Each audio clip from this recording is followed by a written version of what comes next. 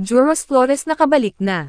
Eksaktong 4 na buwan na nga nang mapabalitang nawawala si Juros Flores sa Aklan River. Ang binatilyong bigla na lang naglaho sa Aklan River matapos nga nang magkayayaan ang kanyang kaklase na maligo at tawirin ang maluwang at rumaragas ang agos ng ilog ng Aklan River na siyang itinuturong dahilan kaya pumailalim si Juros at hinigop ng tubig pailalim noong January 29, 2025. Ngunit hanggang sa kasalukuyan ay wala pa ring katawan ni Juros na nahanap ng mga nagtulong-tulong na rescuers, o dili kaya'y nakauwi na kung ito'y buhay pa sana, kung sakaling tato ang napabalita noong kinupkop ng isang matanda sa taas ng bundok.